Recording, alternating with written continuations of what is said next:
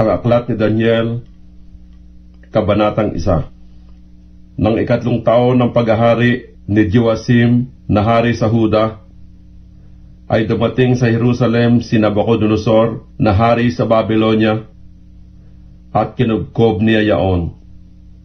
At ibinigay ng Panginoon sa kanyang kamay si Joasim na hari sa Huda, 10 ng bahagi ng mga kasangkapan ng bahay ng Diyos.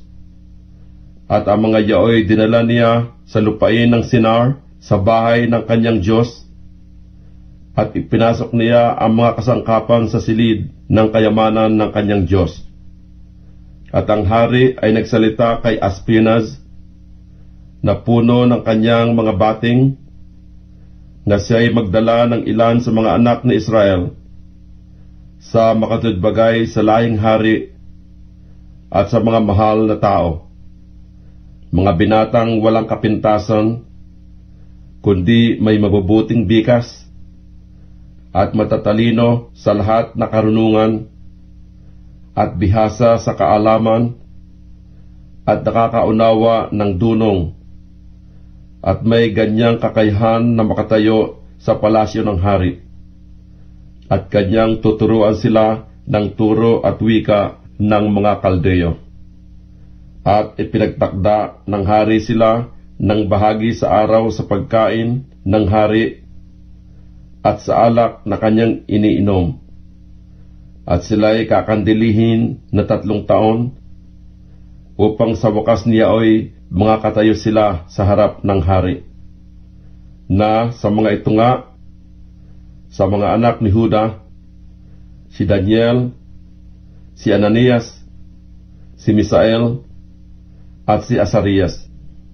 At pinangalan sila ng pangulo ng mga bating. Kay Daniel ang ipinangalan ay Belteshazzar, at kay Ananias ay Shadrach, at kay Misael ay Misak, at kay Asarias ay Abednego. Ngunit pinasihan ni Daniel sa kanyang puso na siya hindi magpapakahamak sa pagkain ng hari o sa alak man na kanyang iniinom. Kaya't kanyang hiniling sa pangulo ng mga bating na siya'y huwag mapahamak. Si Daniel nga ay pinasumpong ng Diyos ng lingap at habag sa paningin ng pangulo ng mga bating. At sinabi ng pangulo ng mga bating kay Daniel, "Ako'y natatakot sa aking Panginoong Hari, na nagtakda ng inyong pagkain at ng inyong inumin, sapagkat bakit niya makikita ng inyong mga mukha ay maputla kaysa mga binata ng inyong mga kasinggulang? Isa sa panganib ninyo ang aking ulo sa hari." Na magkagayo sinabi ni Daniel sa katiwala, na inihalal ng pangulo ng mga bating kay Daniel, kay Ananias, kay Misael, at kay Asarias, "Ipinamani ko sa inyo na subukin mo ang iyong mga lingkod na 10 araw, at bigyan kami ng mga gulay na makain at tubig na mainom. Kung magkagayoy masdan mo ang aming mga mukha sa harap mo, at ang mukha ng mga binata na nagsisikain ng pagkain ng hari, at ayon sa iyong makikita ay gawin mo sa iyong mga lingkod." Sa gayoy dininig niya sila sa bagay na ito at sinubok niya sila na 10 araw. At sa katapusan ng 10 araw ay napakitang lalong maganda ang kanilang mga mukha, at sila'y lalong mataba sa laman kaysa lahat na binata na nagsisikain ng pagkain ng hari. Sa gayoy inalis ng katiwala ang kanilang pagkain at ang alak na kanilang inumin, at binigyan sila ng mga gulay. Tungkol nga sa 4 na binatang ito, pinagkalooban sila ng Diyos ng kaalaman at katalinuhan sa lahat ng turo at karunungan, at si Daniel ay may pagkaunawa sa lahat ng pangitain at mga panaginip. At sa katapusan ng mga araw na itinakda ng hari sa paghaharap sa kanila, ipinasok nga sila ng pangulo ng mga bating sa harap ni Nabucodonosor. at ang hari ay nakapagsalitaan sa kanila, at sa kanilang lahat ay walang nasumpungang gaya ni Daniel, ni Ananias, ni Misael, at ni Azarias, kaya't sila'y nanganatili sa harap ng hari. At sa bawat bagay ng karunungan at unawa na inusisa ng hari sa kanila, nasumpungan niya silang makasampung mainam kaysa lahat ng mahiko at mga engkantador na nangasa kanyang buong kaharian. At si Daniel ay namalagi hanggang sa unang taon ng Haring Ciro. Daniel, Kabanatang 2. At nang ikalawang taon ng paghahari ni Nabucodonosor ay nanaginip si Nabucodonosor ng mga panaginip. At ang kaniyang espiritu ay nabagabag at siya'y napukaw sa pagkakatulog. Nang magkagayoy ipinatawag ng hari ang mga mahiko at ang mga engkantador at ang mga manghuhula at ang mga kaldeyo upang saysayin sa hari ang kaniyang mga panaginip. Sa gayoy nagsipasok sila at sila'y nagsiharap sa hari. At sinabi ng hari sa kanila, "Ako'y nanaginip ng isang panaginip, at ang aking espiritu ay nabagabag upang maalaman ang panaginip." Na magkagayoy nagsalita ang mga kaldeyo sa harap sa wikang Syria, "O hari, mabuhay ka magpakilanman. Saysayin mo sa iyong mga lingkod ang panaginip, at aming ipaliliwanag ang kahulugan." Ang hari ay sumagot at nagsabi sa mga kaldeyo, "Ang bagay ay nawala sa akin. Kung di ninyo ipaliliwanag sa akin ang panaginip at ang kahulugan niyaon, kayo'y pagpuputol-putulin, at ang inyong mga bahay ay gagawing dumihan. Ngunit kung inyong ipaliwanag ang panaginip at ang kahulugan niyaon, kayo'y magsisitanggap sa akin ng mga kaloob at mga kagantihan at dakilang karangalan. Kaya't ipaliwanag ninyo sa akin ang panaginip at ang kahulugan niyaon." Sila'y nagsisagot na ikalawa at nagsabi, "Saysayin ng hari sa kanya mga lingkod ang panaginip, at aming ipaliliwanag ang kahulugan." Ang hari ay sumagot at nagsabi, "Tunay na talastas ko na ibig ninyong magdahilan, sapagkat inyong nalalaman na nawala sa akin ang bagay. Ngunit kung di ninyo ipaliwanag sa akin ang panaginip, iisang kautusan lamang mayroon sa inyo, sapagkat kayo'y nangaghanda ng pagbubulaan at mga hamak na salita sa harap ko, hanggang sa mga panahon ay magbago.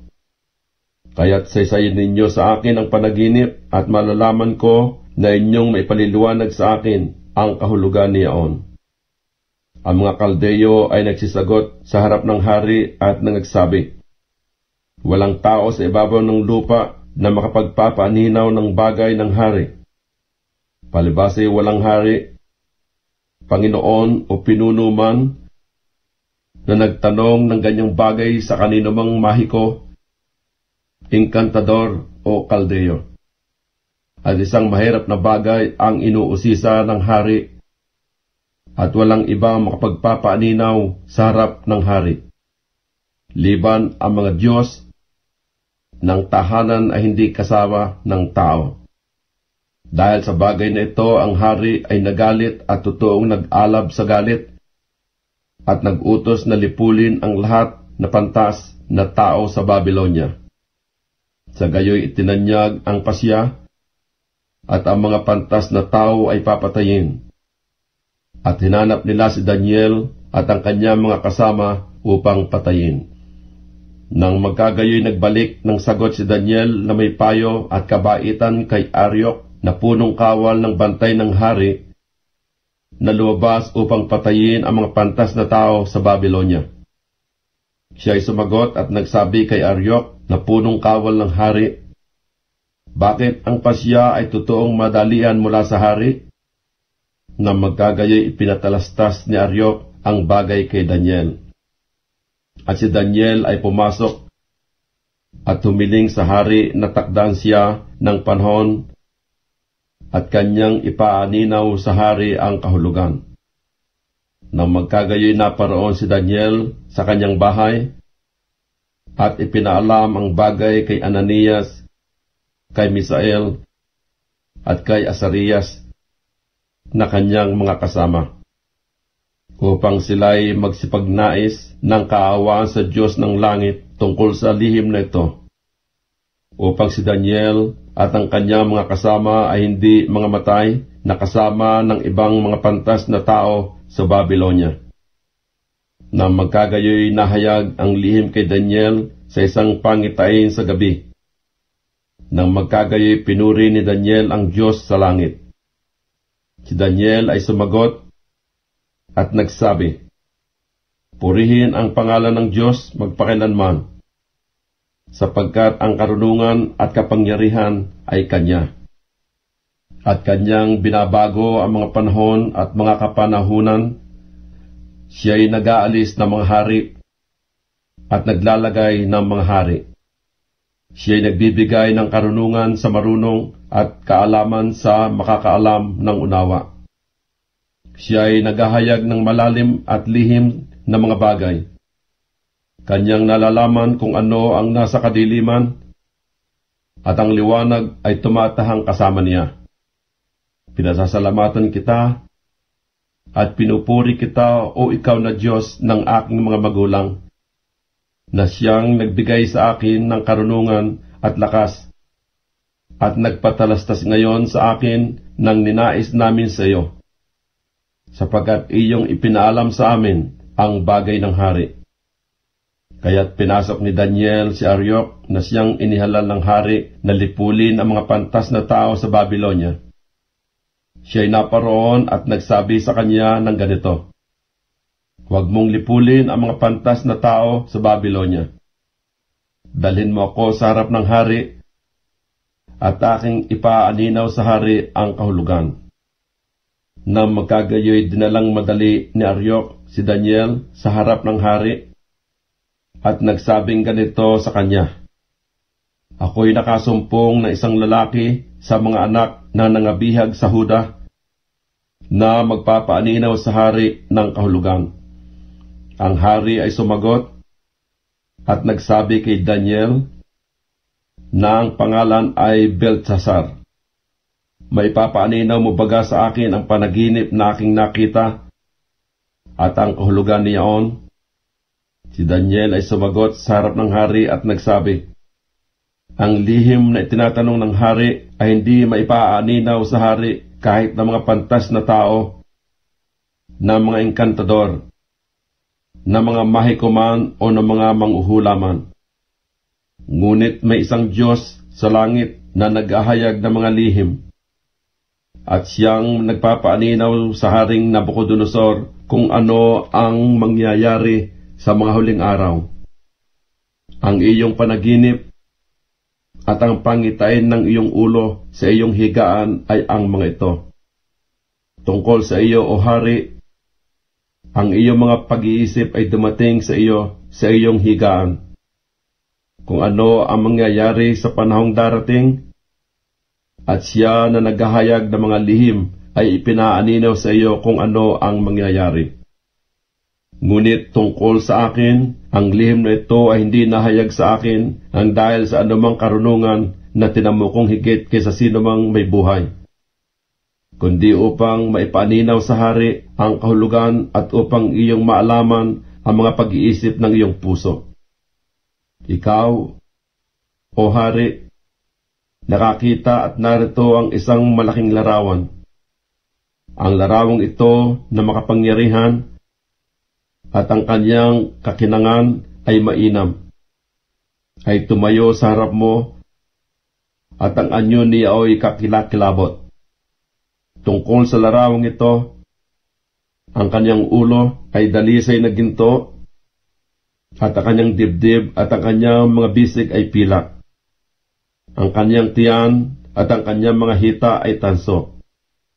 Ang kanyang mga binti ay bakal, Ang kanya mga paay, isang bahagi ay bakal, at isang bahagi ay putik na luto.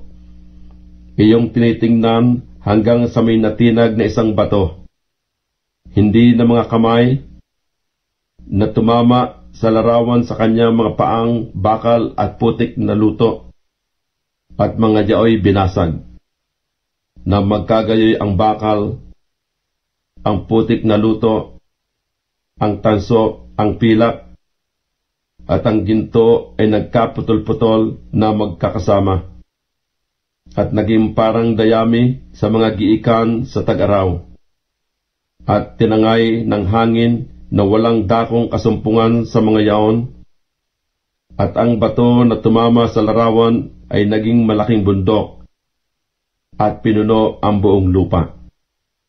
Ito ang panaginip, at aming sasaysayin ang kahulugan ni Aon sa harap ng hari. Ikaw, o hari, ay ang hari ng mga hari, na pinagbigyan ng Diyos sa langit ng kaharian, ng kapangyarihan at ng kalakasan, at ng kalwalatian. At alinmang tinatahanan ng mga anak ng mga tao, ng mga hayop sa parang at ng mga ibon sa himpapawid, ay ibinigay sa iyong kamay, at pinapagpuno ka sa kanilang lahat. Ikaw ang ulo na ginto. At pagkatapos mo ay babangon ang ibang kaharian na mababa sa iyo, at ang ibang ikatlong kaharian na tanso na magpupuno sa buong lupa. At ang ikaapat na kaharian ay magiging matibay na parang bakal, palibhasa ang bakal ay nakadudurog at nakapagpapasuko ng lahat ng bagay. At kung paanong dinidikdik ng bakal ang lahat ng ito, siya'y magkakaputol-putol at madidikdik. At yamang iyong nakita na ang mga paa at mga daliri, ang isang bahagi ay putik na luto ng magpapalyok, at ang isang bahagi ay bakal, ay magiging kahariang hati. Ngunit magkakaroon yaon ng kalakasan ng bakal. Yamang iyong nakita ng bakal ay nahalo sa putik na luto. At kung paanong ang mga daliri ng paa ay bakal, ang isang bahagi at ang isang bahagi ay putik, magkakagayon ang kaharian ng isang bahagi ay matibay, at isang bahagi ay marupok. At yamang iyong nakita ng bakal ay nahaluan ng putik na luto, sila'y magkakahalo ng lahi ng mga tao, ngunit hindi sila magkakalakipan, gaya ng bakal na hindi lumalakip sa putik. At sa mga kaarawan ng mga haring iyon ay maglalagay ang Diyos sa langit ng isang kaharian na hindi magigiba kailanman, o ang kapangyarihan man niya ay iiwan sa ibang bayan, kundi pagpuputol-putulin at lilipulin niya ang lahat na kahariang ito, at siya ay lalagi magpakailanman. Yamang iyong nakita ng isang bato ay natibag sa bundok, hindi na mga kamay at pumutol na mga bakal, ng tanso, ng putik, ng pilak at ng ginto. Ipinaalam ng dakilang Diyos sa hari kung ano ang mangyayari sa haharapin.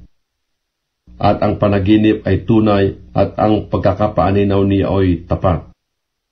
Na magkagayoy ang haring Nabucodonosor ay nagpatira pa at sumamba kay Daniel, at nag-utos na sila'y maghandog ng alay ng may masarap na amoy sa kanya. Ang hari ay sumagot kay Daniel at nagsabi, "Sa katotohanan, ang inyong Diyos ay Diyos ng mga Diyos at Panginoon ng mga hari at tagapagpahayag ng mga lihim. Yamang ikaw ay nakapaghayag ng lihim na ito." Nang magkagayoy, pinadakila ng hari si Daniel at binigyan siya ng maraming dakilang kaloob, at pinagpuno siya sa buong lalawigan ng Babylonia, at pinapaging pangulo ng mga tagapamahala sa lahat na pantas sa Babylonia. At si Daniel ay humiling sa hari, at kanyang inihalal si Sadrak, si Misak, at si Abednego sa mga gawain sa lalawigan ng Babylonia. Ngunit si Daniel ay nasa pintuang daan ng hari.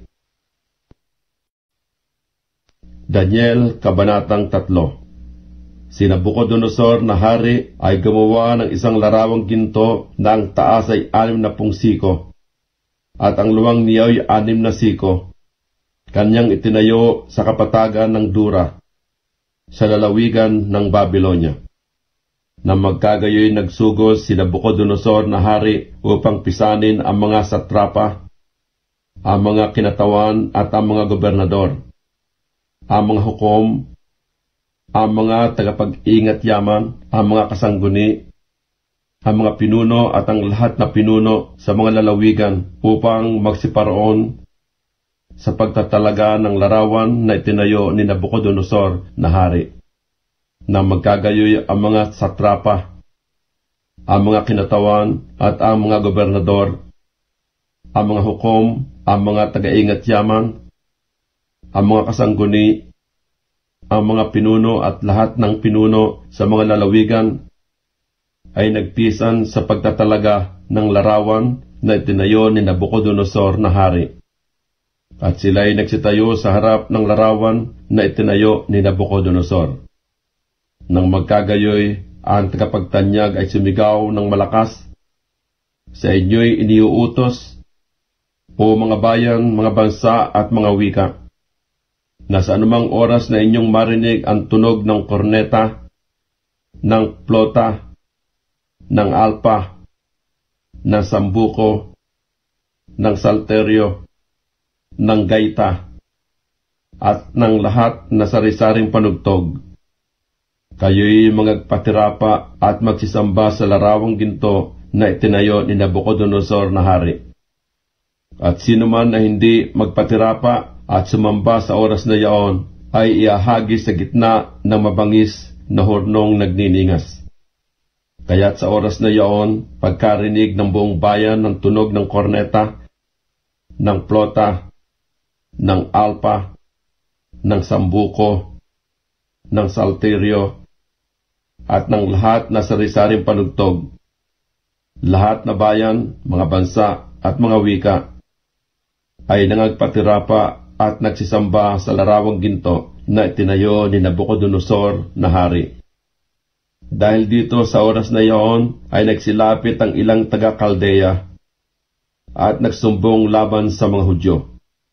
Sila ay nagsisagot at nangagsabi kay Nabucodonosor na hari, "O hari, mabuhay ka magpakilanman. Ikaw, o hari, nagpasya na bawat tao na makarinig ng tunog ng korneta, ng plota, ng alpa, ng sambuko, ng salteryo, ng gaita, at ng lahat na sari-saring panugtog ay magpapatirapa at sasamba sa larawang ginto. At sino mang hindi magpatirapa at sumamba, iahagi sa gitna ng mabangis na hurnong nagniningas." May ilang Hudyo na iyong inihalal sa mga gaway sa lalawigan ng Babylonia na si Sadrak, si Misak, at si Abednego. Ang mga lalaking ito, o hari, ay hindi ka pinakundanganan. Sila'y hindi nangaglilingkod sa iyong mga Diyos, ni nagsisamba man sa larawang ginto na iyong itinayo. Nang magkagayoy sa puot at pusok ni Nabucodonosor, ay nag-utos na dalhin si Sadrak, si Misak at si Abednego. Kanila ngang dinala ang mga lalaking ito sa harap ng hari. Si Nabucodonosor ay sumagot at nagsabi sa kanila, "Sinasadya nga ba ninyo, o Sadrak, Misak at Abednego, na kayo'y hindi mangaglilingkod sa aking Diyos, ni magsisisamba man sa larawang ginto na aking itinayo? Kung kayo nga'y magsihanda sa panahong inyong marinig ang tunog ng korneta, ng plota, ng alpa, ng sambuko, ng salteryo, ng gaita at ng lahat na sirisaring panugtog, na magpapirapa at magsisamba sa larawan na aking ginawa. Mabuti. Ngunit kung kayo'y hindi magsisamba, kayo'y ihahagis sa oras ding yaon sa gitna ng mabangis na hornong nagdiningas. At sinong Diyos ang magliligtas sa inyo sa aking kamay? Si Sadrak, si Mesak, at si Abednego ay nagsisagot at nangagsabi sa hari, O Nabucodonosor, kami ay walang kailangan na magsisagot sa iyo sa bagay na ito. Narito ang aming Diyos na aming pinaglilingkuran ay makapagliligtas sa amin sa mabangis na hornong nagniningas, at ililigtas niya kami sa iyong kamay, O Hari. Ngunit kung hindi, talastasin mo, O Hari, na hindi kami maglilingkod sa iyong mga Diyos at magsisisamba man sa larawang ginto na iyong itinayo, na magkagayoy na puspos ng kapusukan si Nabucodonosor, at ang anyo ng kanyang mukha ay nagbago laban kay Sadrak, kay Mesak at kay Abednego. Kaya't siya'y nagsalita at nagutos na kanilang painitin ang hurno ng makapito na higit kaysa dating pag-iinit. At kaniyang inutusan ang ilang malakas na lalaki na nangasa kaniyang hukbo na gapusin si Sadrak, si Mesak, at si Abednego, at sila'y ihagis sa mabangis na hornong nagniningas. Na magkagayoy ang mga lalaking ito'y tinalian na may mga suot, may tunika, at may balabal, at may kanilang ibang mga kasuutan, at sila'y inihagis sa gitna ng mabangis na hornong nagniningas. Sapagkat ang utos ng hari ay madalian, at ang horno ay totoong mainit. Napatay ng liyab ng apoy ang mga lalaking yaon na nagsibuhat kay Sadrak, kay Mesak, at kay Abednego.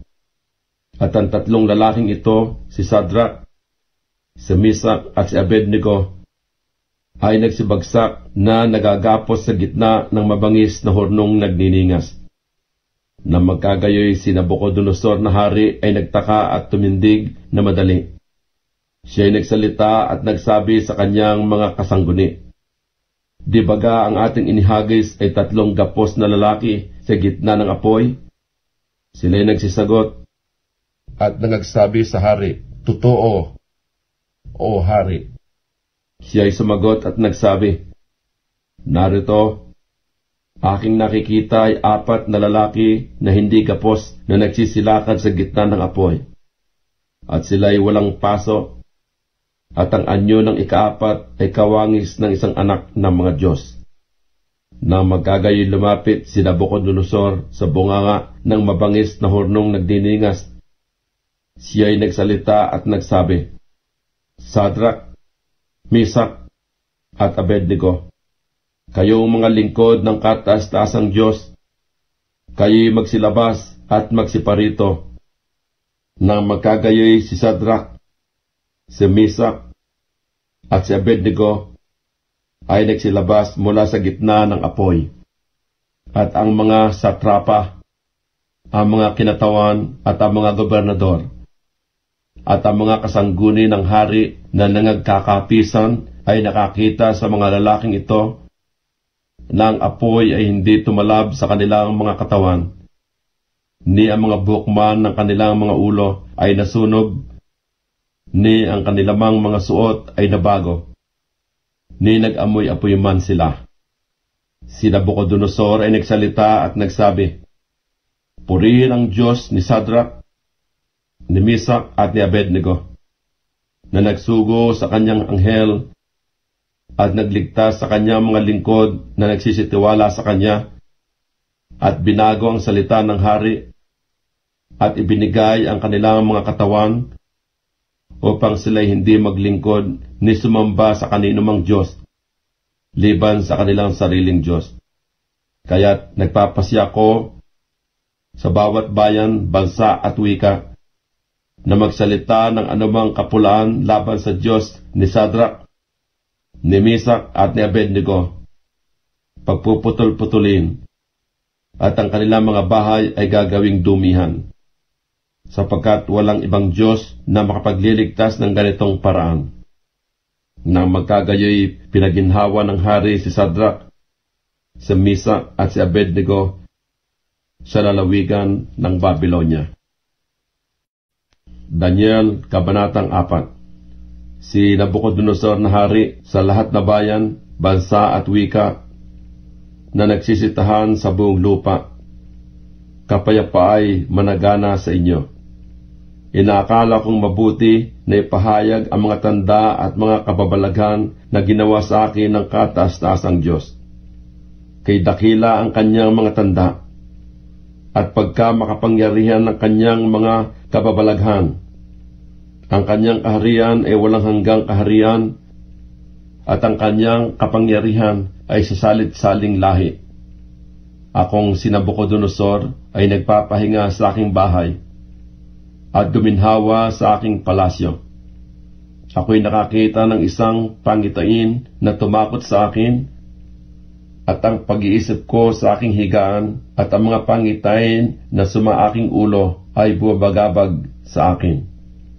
Kaya't nagpasiya ko na iharap sa akin ang lahat na pantas sa Babylonia upang kanilang maipaninaw sa akin ang kahulugan ng panaginip.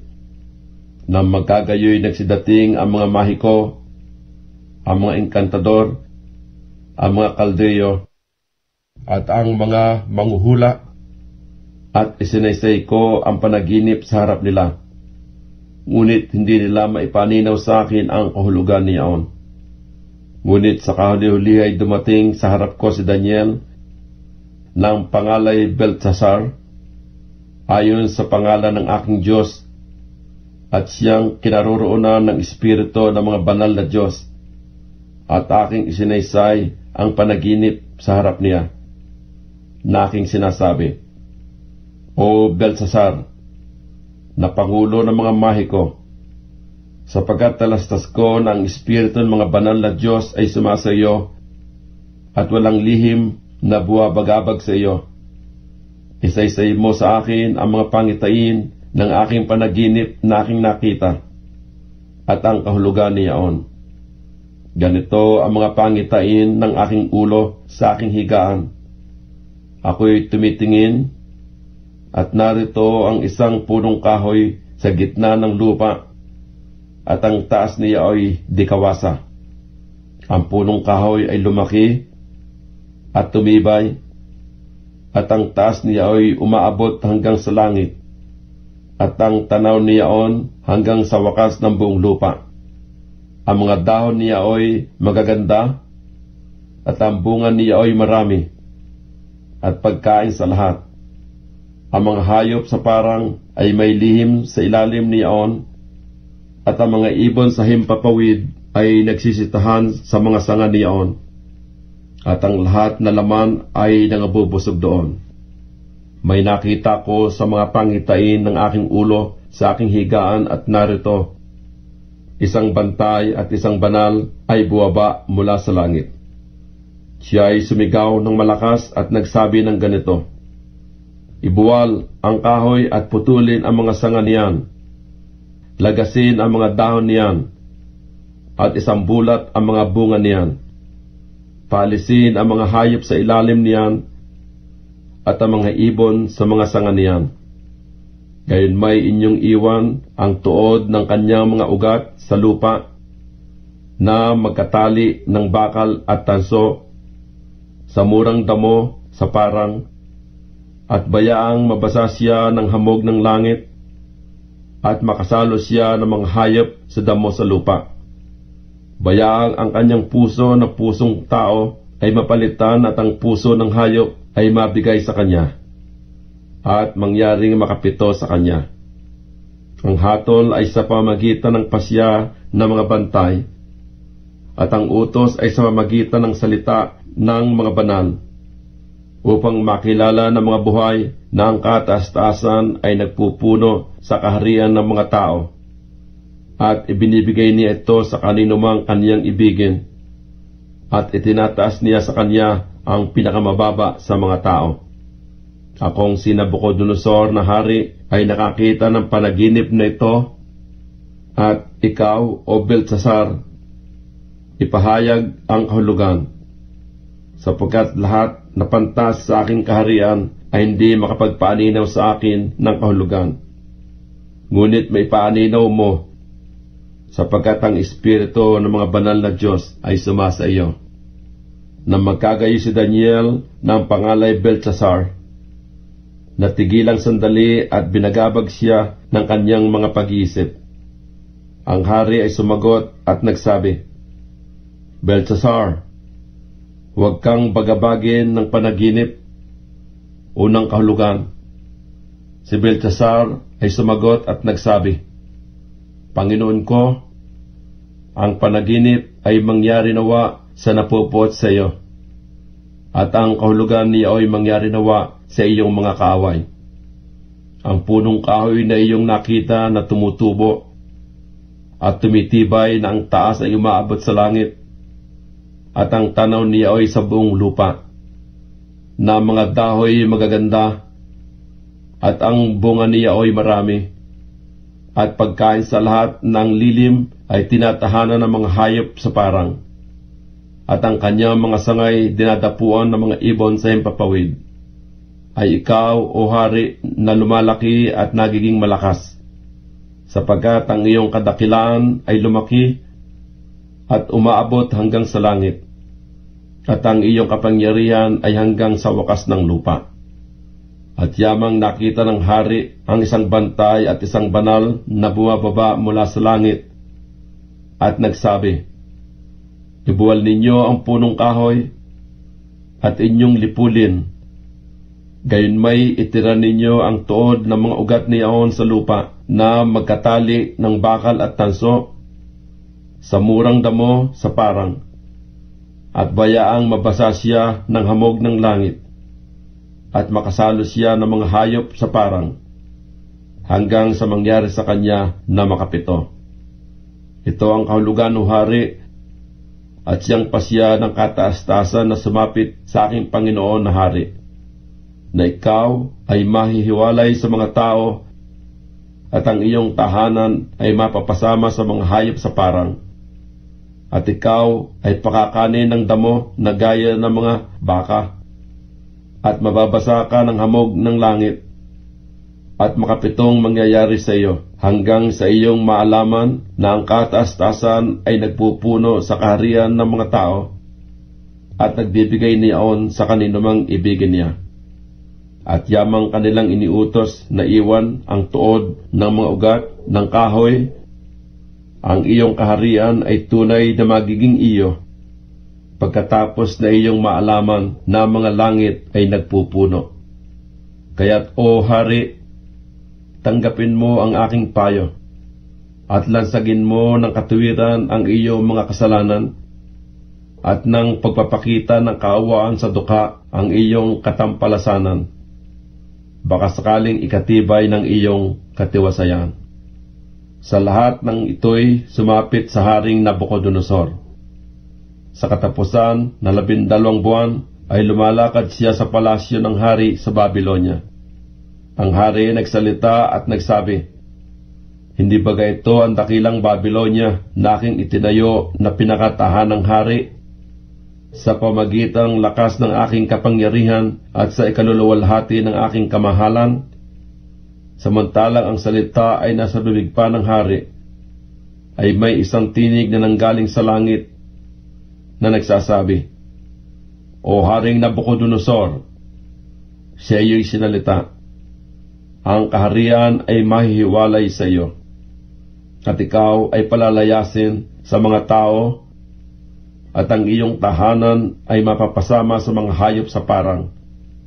Ikaw ay pakakanin ng damo na gaya ng mga baka, at makapitong mangyayari sa iyo, hanggang sa iyong maalaman na ang kataas-taasan ay nagpupuno sa kaharian ng mga tao, at ibinibigay sa kaninumang kaniyang ibigin. Nang oras din yaon ay natupad ang bagay kay Nabucodonosor, at siya'y pinalaya sa mga tao, at kumain ng damo na gaya ng mga baka. At ang kanyang katawan ay nabasa ng hamog ng langit, hanggang sa ang kanyang buhok ay lumagong parang balahibo ng mga agila, at ang kanyang mga kuko ay parang mga kuko ng mga ibon. At sa katapusan ng mga kaarawan, akong si Nabucodonosor ay nagtaas ng aking mga mata sa langit, at ang aking unawa ay nanumbalik sa akin, at aking pinuri ang kataas-tasan, at aking pinuri at pinarangalan ko siya na nabubuhay magpakailanman, sapagkat ang kanyang kapangyarihan ay walang hanggang kapangyarihan, at ang kanyang kaharian ay sa salit-saling lahi. At ang lahat na mananahan sa lupa ay nabilang sa wala, at kaniyang ginagawa ang ayon sa kanyang kalooban sa hukbo ng langit at sa mga mananahan sa lupa, at walang makakahadlang sa kanyang kamay o makapagsasabi sa kanya, "Anong ginagawa mo?" Sa oras ding yaon ay nanumbalik sa akin ang aking unawa, at sa ikaluluwalhati ng aking kaharian ay nanumbalik sa akin ang aking kamahalan at kakinangan. At hinanap ko ng aking mga kasangguni at mga mahal na tao, at ako'y natatag sa aking kaharian, at marilag na kadakilaan ay nadagdag sa akin. Ngayoy akong si Nabucodonosor ay pupuri at nagbubunyi at nagpaparangal sa hari ng langit, sapagkat ang lahat niyang gawa ay katotohanan, at ang kanya mga daan ay kahatulan, at yaong nagsisilakad sa kapalaluan ay kanyang mapabababa. Daniel Kabanatang 5. Si Belsasar na hari ay gumawa ng malaking piging sa 1,000 na kanyang mga mahal na tao, at uminom ng alak sa harap ng 1,000. Samantalang nilalasap ni Belsasar ang alak, ay nag-utos na dalhin doon ang mga ginto at pilak na sisidlan na kinuha ni Nabucodonosor na kanyang ama sa templo na nasa Jerusalem, upang mainuman ng hari ng kanyang mga mahal na tao, ng kanyang mga asawa, at ng kanyang mga babae. Na magkagayoy dinala nila ang mga gintong sisidlan na kinuha sa templo ng bahay ng Diyos na nasa Jerusalem, at ininuman ng hari at ng kanyang mga mahal na tao, at ng kanyang mga asawa at ng kanyang mga babae. Sila'y nangag-inuman ng alak, at nagsipuri sa mga Diyos na ginto, at pilak, tanso, bakal, kahoy, at bato.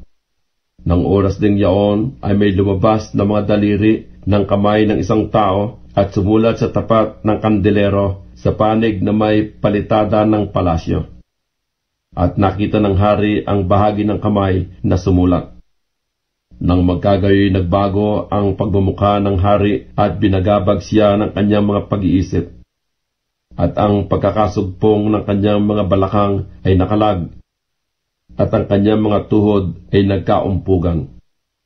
Ang hari ay sumigaw ng malakas, napapasukin ng mga engkantador, mga kaldeyo at mga manghuhula. Ang hari ay nagsalita at nagsabi sa mga panta sa Babylonia, "Sino mang makakabasa ng sulat nito at makapagpapaaninaw sa akin ng kahulugan niyan, magdadamit ng kulay morado, at magkakaroon ng kwintas na ginto sa palibot ng kanyang leeg, at magiging 3 puno sa kaharian." Nang magkagayoy nagsipasok ang lahat na pantas ng hari, ngunit hindi nila mabasa ang sulat o naipaaninaw man sa hari ang kahulugan niyaon. Nang magkagayoy nabagabag na mainam ang haring Belsasar, at ang kanyang pagmumukha ay nabago, at ang kanyang mga mahal na tao ay nangatitigilan. Ang reyna, dahil sa mga salita ng hari at ng kanyang mga mahal na tao, ay pumasok sa bahay na pinagpipigingan.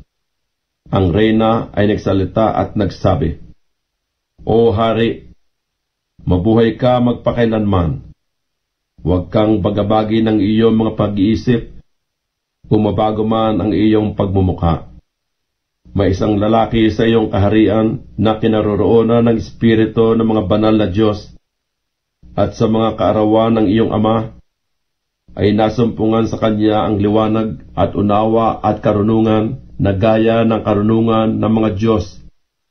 At ang Haring Nabucodonosor na iyong Ama, ang hari, sinasabi ko, ang iyong Ama ay ginawa niyang siyang Panginoon ng mga mago, ng mga enkantador, ng mga kaldeyo, at ng mga manghuhula.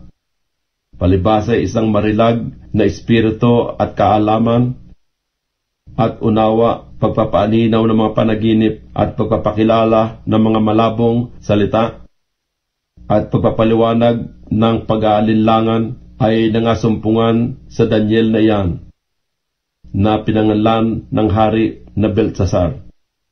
Tawagin nga si Daniel at kanyang ipaaninaw ang kahulugan.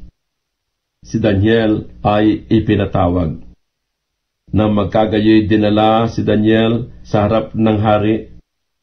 Ang hari ay nagsalita at nagsabi kay Daniel, "Ikaw bagay si Daniel na sa mga anak ng pagkabiyag sa Huda na kinuha sa Huda ng haring aking ama.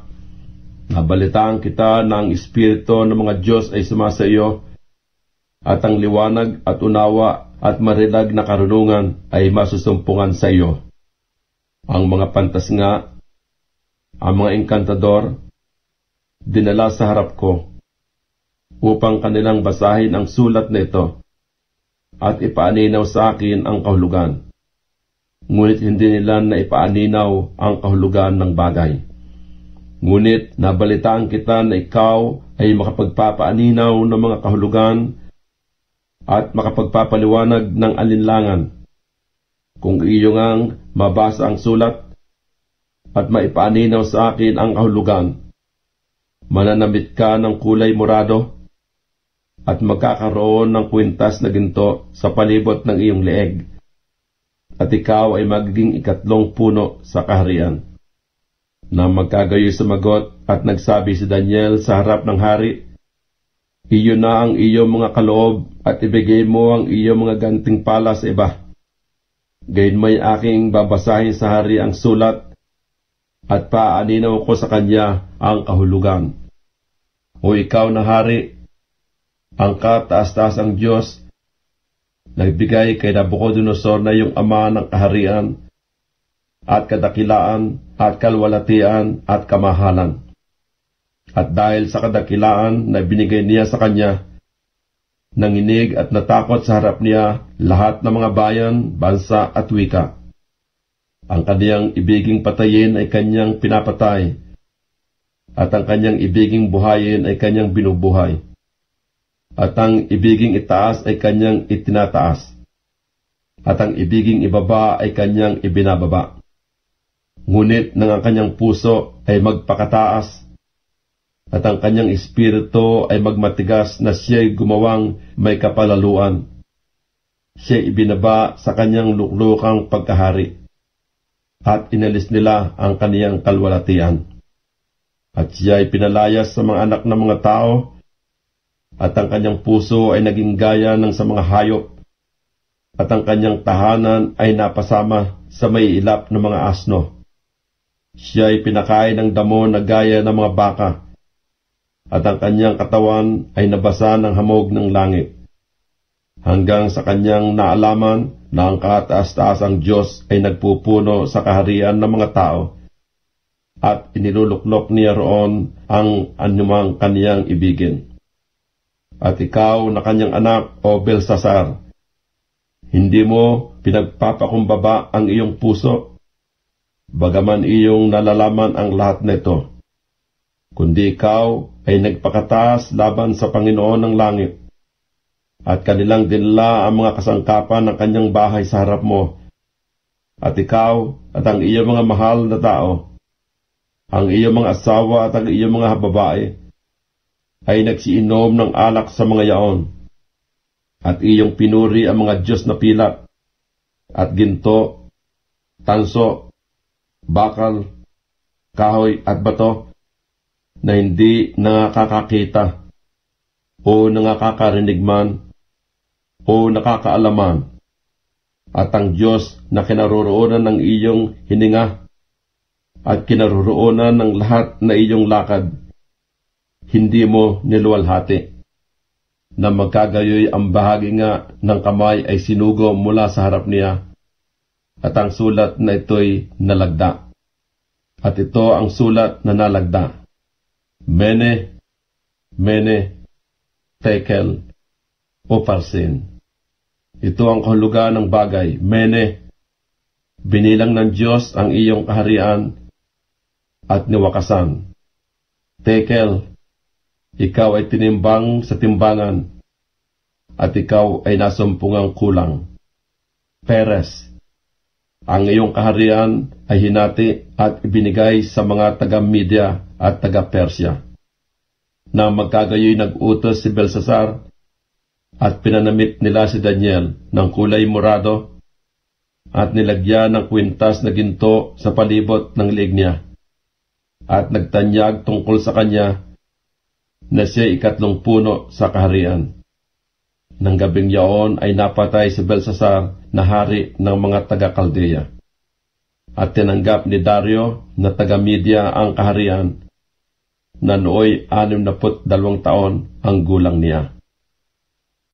Daniel, Kabanatang 6. Minagaling ni Dario na maglagay sa kaharian ng 120 satrapa na doroon sa buong kaharian, at sa kanila'y 3 pangulo na si Daniel ay isa, upang ang mga satrapang ito ay magbigay alam sa kanila, at upang ang hari ay huwag magkaroon ng kapanganiban. Nang magkagayoy, ang Daniel na ito ay natangi sa mga pangulo at sa mga satrapa, sapagkat isang marilag na espiritu ay nasa kanya, at inisip ng hari na ilagay siya sa buong kaharian.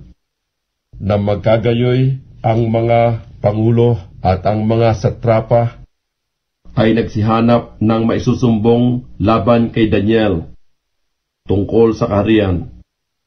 Ngunit hindi sila makakasumpong ng anumang kadahilanan, ni kakulangan man palibas ay tapat siya. Walang anumang kamalian ni kakulangang nasumpungan sa kanya. Nang magkagayoy sinabi ng mga lalaking ito, hindi tayo makakasumpong ng anumang maisusumbong laban sa Daniel na ito, liban sa tayo'y makakasumpong laban sa kanya ng tungkol sa kautusan ng kanyang Diyos. Nang magkagayoy, ang mga pangulo at mga satrapang ito ay nagpisan sa hari, at nagsabi ng ganito sa kanya: Haring Dario, mabuhay ka magpakailanman. Ang lahat ng pangulo ng kaharian, ang mga kinatawan at mga satrapa, ang mga kasangguni at ang mga gobernador, ay nangagsanggunian upang magtatag ng isang palatuntunang hari sa kaharian, at upang maglagda ng isang pasyang mahigpit na sinumang humingi ng isang kahilingan sa kaninumang Diyos o tao sa loob ng 30 araw, liban sa iyo, o hari, iahagis sa yungib ng mga leon. Ngayon, o hari, papagtibayin mo ang pasya at lagdan mo ng iyong pangalan ang kasulatan upang huwag mabago ayon sa kautusan ng mga taga-Media at mga taga-Persya na hindi nababago. Kaya't ang kasulatan at ang pasya ay nilagdaan ng pangalan ng Haring Dario. At nang maalaman ni Daniel na ang kasulatan ay nilagdaan ng pangalan, siya pumasok sa kanyang bahay. Ang kanyang mga dungawan ay bukas sa dakong Jerusalem, at siya'y lumuhod ng kanyang mga tuhod na makaitlo 1 araw, at dumalangin at nagpasalamat sa harap ng kanyang Diyos, gaya ng kanyang dating ginagawa. Nang magkagayoy nagpisan ang mga lalaking ito at nasumpungan si Daniel na sumasamo at dumadaing sa harap ng kanyang Diyos. Nang magkagayoy lumapit sila at nagsalita sa harap ng hari ng tungkol sa pasya ng hari. Hindi kabaga naglagda ng pasya na bawat tao na humingi sa kanino mang Diyos o tao sa loob ng 30 araw liban sa iyo, o hari, iahagis sa yungib ng mga leon. Ang hari ay sumagot at nagsabi, ang bagay ay tunay ayon sa kautusan ng mga taga-Media at mga taga-Persya na hindi nababago. Nang magkagayoy nagsisagot sila at nagsabi sa harap ng hari, ang Daniel na yaon na sa mga anak na nangabihag sa Huda, hindi ka pinakundanganan o hari, o ang pasyaman na iyong nilagdaan ng pangalan, kundi dumadalangin na makaitlo sa isang araw. Nang marinig nga ng hari ang mga salitang ito na manglaw na mainam, at inilagak ang kanyang puso kay Daniel upang iligtas siya, at kanyang pinagsikapan hanggang sa paglubog ng araw na iligtas siya. Nang magkagayoy nagpisan ang mga lalaking ito sa hari at nagsabi sa hari, talastasin mo, o hari, na isang kautusan ng mga taga-Media at ng mga taga-Persya na walang pasya o palatuntunan man na pinagtitibay ng hari na mababago. Nang magkagayoy nag-utos ang hari at kanilang dinala si Daniel at inihagis siya sa yungib ng mga leon. Ang hari nga ay nagsalita at nagsabi kay Daniel, ang iyong Diyos na pinaglilingkuran mong palagi ay siyang magliligtas sa iyo. At isang bato ay dinala at inilagay sa bunganga ng yungib, at tinatakan ng hari ng kanyang singsing na panatak, at ng singsing na panatak ng kanyang mga mahal na tao, upang walang anumang bagay ay mababago tungkol kay Daniel. Nang magkagayi umuwi ang hari sa kanyang palasyo, at nagparaan ng buong gabi na nag-aayuno, at wala kahit panugtog ng tugtugin na dinala sa harap niya, at kaniyang pag-aantok ay nawala. Nang magkagayoy bumangong maagang-maagang hari, at naparoon na madali sa yungib ng mga leon. At nang siya lumapit sa yungib kay Daniel, siya'y sumigaw ng taghoy na tinig. Ang hari ay nagsalita at nagsabi kay Daniel, o Daniel, na lingkod ng buhay na Diyos, ang iyo bagang Diyos na iyong pinaglilingkurang palagi ay makapagliligtas sa iyo sa mga leon?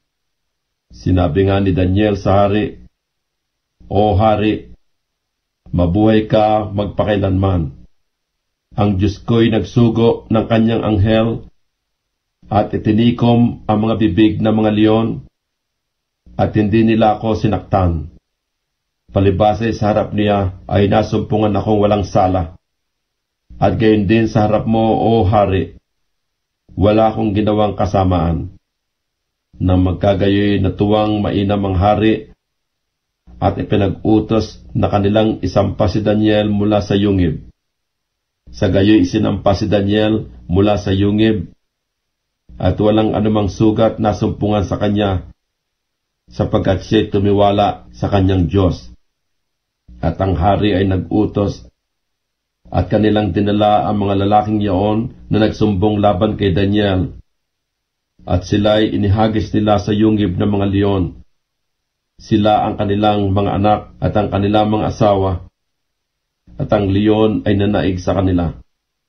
At pinagwaray-waray ang lahat ng kanilang buto, bago sila dumating sa kaloob-looban ng yungib. Nang magkagayoy sumulat ang Haring Dario sa lahat ng mga bayan, bansa at wika na tumatahan sa buong lupa. Kapayapaay managana sa inyo. Ako'y nagpapasya na sa lahat ng sakop na aking kaharian ay magsipanginig at mga takot ang mga tao sa harap ng Diyos ni Daniel, sapagkat siya ang buhay na Diyos at namamalagi magpakailanman, at ang kanyang kaharian ay hindi magigiba, at ang kanyang kapangyarihan ay magiging hanggang sa wakas. Siya'y nagliligtas at nagpapalaya, at siya'y gumagawa ng mga tanda at mga kababalagan sa langit at sa lupa, na siyang nagligtas kay Daniel mula sa kapangyarihan ng mga leon. Gayon guminhawa ang Daniel neto sa paghahari ni Dario at sa paghahari ni Ciro na taga-Persya. Daniel, Kabanatang 7. Nang unang taon ni Belshazzar na hari sa Babylonia, ay nagtaglay si Daniel ng isang panaginip at mga pangitain ng kanyang ulo sa kaniyang higaan. Na magkagayay kanyang isinulat ang panaginip at isinaysay ang kabuuan ng mga bagay. Si Daniel ay nagsalita at nagsabi, "May nakita ko sa aking pangitain sa kinagabihan, at narito, ang apat na hangin ng langit ay nagsisihihip sa malaking dagat, at apat na malaking hayop na magkakaiba ay nagsiyahon mula sa dagat. Ang unay gaya ng leon, at may mga pakpak ng agila. Aking minasdan hanggang sa ang mga pakpak niya ay nahugot, at ito'y nataas mula sa lupa, at pinatayo sa dalawang paa na gaya ng isang tao, at puso ng tao ang nabigay sa kanya. At narito, ang ibang hayop na ikalawa na gaya ng isang oso, at lumitaw sa isang tagiliran, at 3 tadyang ana sa kanyang bibig sa pagitan ng kanyang mga ngipin. At sinabi ng mga ito ang ganito sa kanya, "Bumangon ka, manakmal ka ng maraming laman." Pagkatapos nito'y tumingin ako at narito ang iba, gaya ng isang leopardo, na mayroon sa likod niyaon na 4 na pakpak ng ibon. Ang hayop ay meron din namang 4 na ulo, at binigyan siya ng kapangyarihan. Pagkatapos ito'y may nakita ko sa pangitain sa gabi, at narito ang ika-4 na hayop, kakilakilabot at makapangyarihan, at tutong malakas, at may malaking mga ngiping bakal, nananakmal at lumuluray, at niyuyurakan ng kanyang mga paa ang nalabi. At kaiba sa lahat na hayop na una sa kanya, at siya'y may 10 sungay. Aking pinagdili-dili ang mga sungay, at narito, sumibol sa gitna ng mga yaon ang ibang sungay. Isang munti na sa harap niya ay 3 sa mga unang sungay ay nabunot sa mga ugat.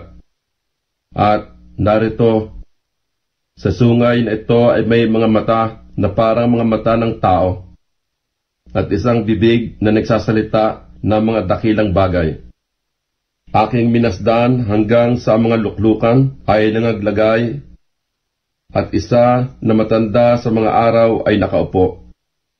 Ang kanyang suot maputing parang niebe, at ang buhok ng kanyang ulo ay parang taganas na lana. Ang kanyang luklukan ay mga liyab na apoy, at ang mga gulong niyaon ay nagniningas na apoy. Isang mabangis na sigalbo ay lumabas at nagmula sa harap niya. Mga libo-libo ang naglilingkod sa kanya, at maka-10,000 na 10,000 ang nagsitayo sa harap niya. Ang kahatulan ay nalagda at ang mga aklat ay nangabuksan. Ako'y tumingin ng oras na yaon dahil sa tinig ng mga dakilang salita na sinalita ng sungay.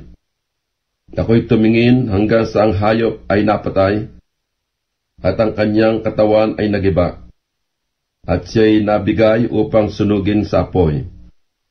At tungkol sa nalabi sa mga hayop, ang kanilang kapangyarihan ay naalis, gayunmay ang kanilang mga buhay ay humaba sa isang kapanahunan at isang panahon. Ako'y nakakita sa pangitain sa gabi, at narito, lumabas na kasama ng mga alapap sa langit ang isang gaya ng anak ng tao, at siya'y naparoon sa matanda sa mga araw, at inilapit nila siya sa harap niya, at binigyan siya ng kapangyarihan at kalwalatian at isang kaharian upang lahat ng mga bayan, bansa at mga wika ay mga lingkod sa kanya. Ang kaniyang kapangyarihan ay walang hanggang kapangyarihan, na hindi lilipas at ang kanyang kaharian ay hindi magigiba. Tungkol sa aking si Daniel, ang aking kalooban ay namanglaw sa loob ng aking katawan at binagabag ako ng mga pangitain ng aking ulo. Ako'y lumapit sa isa sa kanila na nakatayo at itinanong ko sa kanya ang katotohanan tungkol sa lahat na ito. Sa gayoy kanyang isinaysay sa akin at ipinaaninaw niya sa akin ang kahulugan ng mga bagay. Ang mga dakilang hayop na ito na apat ay apat na hari na magbabangon sa lupa. Ngunit ang mga banal ng kataas-taasan ay magsisitanggap ng kaharian at aariin ang kaharian magpakailanman. Sa makatudbagay magpakailan-kailanman. Nang magkagayoy ninasa akong maalaman ang katotohanan tungkol sa ika-4 na hayop na kaiba sa lahat ng yaon na totoong kakilakilabot, na mga ngipin ay bakal at ang mga kuko ay tanso, na nananakmal, lumuluray at niyuyurakan ng kanyang mga paa ang nalabi. At tungkol sa 10 sungay na nanga sa kanyang ulo at sa isa na sumibol, at sa harap niya ay nabuwal ang 3 sa makatudbagay yaong sungay na may mga mata at bibig na nagsalita ng dakilang mga bagay na ang anyo ay lalong dakila kaysa kanyang mga kasama. Ako'y tumingin at ang sungay ding yaon ay nakipagdigma sa mga banal at nanaig laban sa kanila. Hanggang sa ang matanda sa mga araw ay dumating, at ang kahatulan ay binigay sa mga banal ng kataas-taasan, at ang panahoy dumating na inari ng mga banal ang kaharian.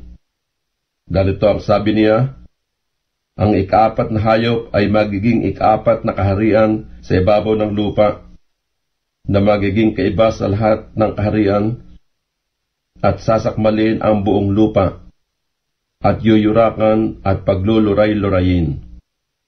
At tungkol sa 10 sungay, mula sa kahariang ito ay 10 hari ang babangon, at ang isa'y babagong kasunod nila, at siya'y magiging kaiba kaysa mga una, at kanyang ibabagsak ay 3 hari. At siya'y magbabadya ng mga salita laban sa kataas-taasan, at dilipulin niya ang mga banal na kataas-taasan, at kanyang iisiping baguhin ang panahon at ang kautusan, at sila'y mga bibigay sa kanyang kamay hanggang sa isang panahon, at mga panahon at kalahati ng isang panahon. Ngunit ang kahatulan ay matatatag, at kanilang aalisin ang kanyang kapangyarihan, upang patayin at ibuwal hanggang sa wakas. At ang kaharian at ang kapangyarihan at ang kadakilaan ng mga kaharian sa silong ng buong langit mabibigay sa bayan ng mga banal ng kataas-taasan. Ang kaniyang kaharian ay walang hanggang kaharian, at ang lahat na kapangyarihan ay maglilingkod at tatalima sa kanya. Narito ang wakas ng bagay tungkol sa akin si Daniel, ay binabagabag akong mabuti ng aking mga pag-iisip, at ang aking pagmumukha ay nabago, ngunit iningatan ko ang bagay sa aking puso. Daniel, Kabanatang 8. Nang 3 taon ng paghahari ng Haring Belsasar, ang isang pangitain ay napakita sa aking si Daniel, pagkatapos noong napakita sa akin ng una. At ako'y may nakita sa pangitain, nangyari nga na ng aking makita, nasa susan ako sa palasyo, na nasa lalawigan ng Ilam. At ako'y may nakita sa pangitain, at ako'y nasa tabi ng ilog Ulay, na magkagayoy itiningin ko ang aking mga mata, at ako'y may nakita at narito, tumayo sa harap ng ilog ang isang lalaking tupa na may 2 sungay, at ang 2 sungay ay mataas, ngunit ang isa'y lalong mataas kaysa isa, at ang lalong mataas ay tumaas na huli. Aking nakita ang lalaking tupa na nanunudlong sa dakong kalunuran, at sa dakong hilagaan, at sa dakong timugan, at walang hayop na makatayo sa harap niya, ni wala sinuman na makapagligtas mula sa kanyang kamay, kundi kaniyang ginawa ang ayon sa kanyang kalooban at nagmalaking mainam. At habang aking ginugunita, narito, isang kambing na lalaki ay nagmula sa kalunuran sa ibabaw ng buong lupa, at hindi sumayad sa lupa, at ang lalaking kambing ay may nakagitaw na sungay sa pagitan ng kanyang mga mata. At siya ay naparoon sa lalaking tupa na may 2 sungay na aking nakitang nakatayo sa harap ng ilog, at tinakbo niya siya sa kabangisan ng kanyang kapangyarihan. At aking nakitang siya'y lumapit sa lalaking tupa, at siya'y nakilos ng pagkagalit laban sa kanya, at sinaktan ang tupa at binali ang kanyang 2 sungay. At ang lalaking tupa ay walang kapangyarihan makatayo sa harap niya, kundi kanyang ibinuwal sa lupa, at kanyang niyapakan siya, at walang makapagligtas sa lalaking tupa mula sa kanyang kamay. At ang lalaking kambing ay nagmalaking mainam, at nang siya'y lumakas, ang malaking sungay ay nabali, at kahalili niya ay lumitaw ang 4 na marangal na sungay sa dako ng 4 na hangin ng langit. At mula sa isa sa mga yaon ay lumitaw ang isang maliit na sungay na dumakilang totoo sa dakong timugan, at sa dakong silanganan, at sa dakong maluwalhating lupain, at lumaking mainam hanggang sa hukbo sa langit, at ang ilan sa hukbo at sa mga bituin ay iwinaksi sa lupa, at mga niyapakan ni yaon.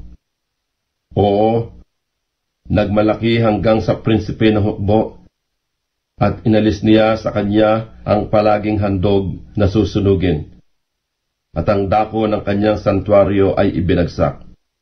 At ang hukbo ay nabigay sa kanya na kasama ng palaging handog na susunugin dahil sa pagsalansang, at kaniyang iniwaksi ang katotohanan sa lupa, at gumawa ng kanyang maibigan at guminhawa. Nang magkagayoy narinig ko ang isang banal na nagsalita, at ibang banal ay nagsabi sa isang yaon na nagsalita, hanggang kailan magtatagal ang pangitain tungkol sa palaging handog na susunugin, at ang pagsalansang na sumisira, upang magbigay ng santuaryo at ng hukbo upang mayapakan ng paa? At sinabi niya sa akin, hanggang sa 2,300 na hapon at umaga, kung magkagayoy malilinis ang santuaryo. At nangyari nang ako, sa makatudbagay akong si Daniel, ay makakita ng pangitain na aking pinagsikapang maunawaan, at narito, nakatayo sa harap ko ang isang kawangis ng isang tao. At narinig ko ang tinig ng isang tao sa pagitan ng mga pangpang ng ulay, na tumatawag at nagsasabi, Gabriel, ipaaninaw mo sa taong ito ang pangitain. Sa gayoy lumapit siya sa kinatatayuan ko, at nang siya'y lumapit, ako'y natakot at napasubasog. Ngunit sinabi niya sa akin, talastasin mo, o anak ng tao, sapagkat ang pangitain ay ukol sa panahon ng kawakasan. Samantalang siya nga'y nagsasalita sa akin, ako'y nagupiling sa isang mahimbing na pagkakatulog na padapa. Ngunit hinipo niya ako at itinayo ako. At kanyang sinabi, darito aking ipaaninaw sa iyo kung ano ang mangyayari sa huling panahon ng pagkagalit, sapagkat ukol sa takdang panahon ng kawakasan. Ang lalaking tupa na iyong nakita na may 2 sungay, ang mga yaon ang mga hari sa Media at Persya. At ang may magaspang na balahibo na lalaking kambing ay siyang hari sa Grisya. At ang malaking sungay na nasa pagitan ng kanyang mga mata ay siyang unang hari. At tungkol sa nabali sa dakong tinayuan ng apat, ay apat na kaharian ang magsisibangon mula sa bansa, ngunit hindi sa pamamagitan ng kanyang kapangyarihan. At sa huling panahon ng kanyang kaharian, pagka ang mananalansang ay nagsidating sa kapuspusan, isang hari ay babangon na may mabagsik na pagmumukha at nakaunawa ng malabong salita. At ang kaniyang kapangyarihan ay magiging dakila, ngunit hindi sa pamamagitan ng kanyang sariling kapangyarihan, at siya'y lilipol na kamangha-mangha at giginhawa at gagawa ng kanyang maibigan. At kanyang lilipulin ang mga makapangyarihan at ang banal na bayan. At sa kanyang paraan ay kanyang palulusugin ang pagdaraya sa kanyang kamay, at siya'y magmamalaki ng kanyang loob, at sa kanilang ikatitiwasay ay papatay ng marami. Siya'y tatayo rin laban sa prinsipe ng mga prinsipe, ngunit siya'y mabubuwal, hindi ng kamay. At ang pangitain sa mga hapon at mga umaga na nasaysay ay tunay, ngunit ilihim mo ang pangitain, sapagkat ukol sa maraming araw na darating. At akong si Daniel ay nang lupaypay at nagkasakit na ilang araw. Nang magkagayoy ako'y nagbangon at ginawa ko ang mga gawain ng hari, at ako'y natigilan sa pangitain, ngunit walang nakakaunawa. Daniel, Kabanatang 9. Nang unang taon ni Dario na anak ni Asuero sa lahi ng mga taga-Media, na ginawang hari sa kaharian ng mga taga-Kaldea. Nang unang taon ng kaniyang paghahari, akong si Daniel ay nakaunawa sa pamagitan ng mga aklat ng bilang ng mga taon na sinalita ng Panginoon kay Jeremias na propeta, dahil sa pagkaganap ng pagkasira ng Jerusalem, 70 taon. At aking itiningin ang aking mukha sa Panginoong Diyos upang humanap sa pamagitan ng panalangin at ng mga samo, ng pag-aayuno at pananamit ng magaspang, at ng mga abo. At ako'y nanalangin sa Panginoon kong Diyos, at ako'y nagpahayag ng kasalanan, at nagsabi, O Panginoon, Diyos na dakila at kakilakilabot, na nag-iingat ng tipan at kaawaan sa nagsisiibig sa iyo at nag-iingat ng iyong mga utos. Kami ay nangagkasala at nangag-asal ng kasuwailan, at nagsigawang may kasamaan, at nangaghimagsik sa makatudbagay, nagsitalikod sa iyong mga utos at sa iyong mga kahatulan. Na hindi man kami nangakinig sa iyong mga lingkod na mga propeta, na nangagsalita sa iyong pangalan sa aming mga hari, sa aming mga prinsipe at sa aming mga magulang, at sa buong bayan ng lupain. O Panginoon, katuwiray ukol sa iyo, ngunit sa amin ay pagkagulo ng mukha gaya sa araw na ito, sa mga tao ng Huda at sa mga nananahan sa Jerusalem at sa buong Israel, na malapit at malayo, sa lahat na lupain na iyong pinagtabuyan dahil sa kanilang pagsalansang sa kanilang isinilangsang laban sa iyo. O Panginoon, sa amin nauukol ang pagkagulo ng muka, sa aming mga hari, sa aming mga prinsipe at sa aming mga magulang, sapagkat kami ay nangagkasala laban sa iyo. Sa Panginoon naming Diyos, ukol ang kaawaan at kapatawaran, sapagkat kami ay nangaghimagsik laban sa Kanya. Na hindi man namin tinalima ang tinig ng Panginoon naming Diyos, upang lumakad ng ayon sa kanyang mga kautusan, na kanyang inilagay sa harap namin sa pamagitan ng kanyang mga lingkod na propeta. Oo, buong Israel ay sumalansang ng iyong kautusan, sa pagtalikod upang huwag nilang talimahin ang iyong tinig.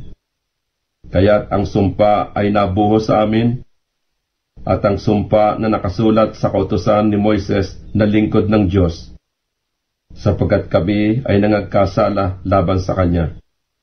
At Kanyang pinagtibay ang Kanyang mga salita na Kanyang sinalita laban sa amin, at laban sa aming mga hukom na nagsihatol sa amin sa pagbabagsak sa amin ng malaking kasamaan. Sapagkat sa silong ng buong langit ay hindi ginawa ang gaya ng ginawa sa Jerusalem. Kung ano ang nasusulat sa kautusan ni Moises, lahat ng kasamaang ito'y nagsidating sa amin. Gayon may hindi namin idinalangin ang biyaya ng Panginoon naming Diyos, upang aming talikuran ang aming mga kasamaan at gunitain ang iyong katotohanan. Kaya't iniingatan ng Panginoon ang kasamaan at ibinagsak sa amin, sapagkat ang Panginoon naming Diyos ay matuwid sa lahat ng Kanyang mga gawa na Kanyang ginagawa, at hindi namin dininig ang Kanyang tinig. At ngayon, O Panginoon naming Diyos, na naglabas ng iyong bayan mula sa lupain ng Ehipto sa pamagitan ng makapangyarihang kamay, at ikaw ay nabantog gaya sa araw nito, kami ay nangagkasala, kami ay nagsigawa na may kasamaan. O Panginoon, ayon sa iyong buong katuwiran, isinasamo ko sa iyo na ang iyong galit at kapusukan ay mahiwalay sa iyong bayang Jerusalem, na iyong banal na bundok, sapagkat dahil sa aming mga kasalanan at dahil sa mga kasamaan ng aming mga magulang, ang Jerusalem at ang iyong bayan ay naging kakutyaan sa lahat na nangasa palibot namin. Kaya nga, O aming Diyos, iyong dinggin ang panalangin ng iyong lingkod at ang kanyang mga samo, at paliwanagin mo ang iyong muka sa iyong santuaryo na sira, alang-alang sa Panginoon. O Diyos ko, ikiling mo ang iyong tainga at iyong dinggin. Idilat mo ang iyong mga mata at masdan mo ang aming mga kasiraan, at ang bayan na tinatawag sa iyong pangalan, sapagkat hindi namin iniharap ang aming mga samo sa harap mo dahil sa aming mga katuwiran, kundi dahil sa iyong dakilang mga kaawaan. O Panginoon, dinggin mo. O Panginoon, patawarin mo. O Panginoon, iyong pakinggan at gawin. Huwag mong ipagpaliban, alang-alang sa iyong sarili. O Diyos ko, sapagkat ang iyong bayan at ang iyong mga tao ay tinatawag sa iyong pangalan. At samantalang ako'y nagsasalita at nananalangin, at nagpahayag ng aking kasalanan at ng kasalanan ng aking bayang Israel, at naghaharap ng aking samo sa harap ng Panginoon kong Diyos dahil sa banal na bundok ng aking Diyos. Oo, samantalang ako'y nagsasalita sa panalangin, ang lalaking si Gabriel na aking nakita sa pangitain ng una, na pinalipad ng maliksi, hinipo ako sa panahon ng pag-aalay sa hapon. At kaniya akong tinuruan at nakipagsalitaan sa akin at nagsabi, O Daniel, ako'y lumabas ngayon upang bigyan ka ng karunungan at kaunawaan. Sa pasimula ng iyong mga samo ay lumabas ang utos, at ako'y naparito upang saysayin sa iyo, sapagkat ikaw ay totoong minahal, kaya't gunitain mo ang bagay at unawain mo ang pangitain. 70 linggo ang ipinasya sa iyong mga tao at sa iyong banal na bayan, upang tapusin ang pagsalansang at upang wakasan ang pagkakasala, at upang linisin sa kasamaan, at upang dalhan ng walang hanggang katwiran, at upang tatakan ang pangitain at ang panghuhula, at upang pahiran ang kabanal-banalan. Iyong ang talastasin at bulayin, na mula sa paglabas ng utos na isauli at itayo ang Jerusalem sa pinahiran na prinsipe, magiging 7 sanglinggo at 62 sanglinggo. Ito'y matatayo uli na may lansangan at kuta sa makatwid bagay sa mga panahong mabagabag. At pagkatapos ng 62 sanglinggo, mahihiwalay ang pinahiran at mawawalan ng anuman, at gigibain ang bayan at ang santuaryo ng mga tao ng prinsipeng darating. At ang wakas niyaon ay sa pamagitan ng bahak, at hanggang sa wakas ay magkakaroon ng digma. Mga pagkasira ay ipinasya na, at pagtitibayin niya ang tipan sa marami sa isang sanglinggo, at sa kalahati ng sanlinggo ay kaniyang ipatitigil ang hain at ang alay. At sa pakpak ng mga kasuklam-suklam ay paroroon ng isang maninira, at hanggang sa wakas, at pagkapasya ay mabubuhos ang puot sa maninira. Daniel, Kabanatang 10. Nang 2 taon ni Ciro na hari sa Persya, ay nahayag ang isang bagay kay Daniel na ang pangalay Belsasar. At ang bagay ay tunay sa makatwid bagay isang malaking pakikipagbaka. At kanyang naunawa ang bagay at nagkaroon ng unawa tungkol sa pangitain. Na mga araw na yaoy, akong si Daniel ay nanangis na 3 buong sanglinggo. Hindi ako kumain ng masarap na tinapay, ni pumasok man ang karne ni alak man sa aking bibig. Ni naglangis man ako hanggang sa natapos ang 3 buong sanglinggo.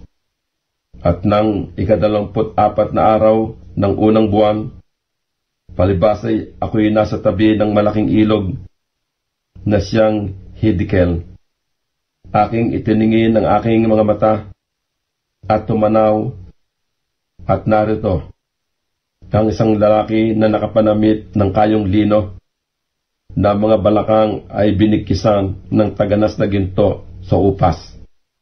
Ang kaniyang katawan naman ay gaya ng berilo, at ang kaniyang mukha ay gaya ng anyo ng kidlat, at ang kaniyang mga mata ay gaya ng mga liwanag ng apoy, at ang kaniyang mga kamay at ang kaniyang mga paa ay gaya ng kulay ng pinakintab na tanso, at ang tinig ng kaniyang mga salita ay gaya ng tinig ng isang karamihan.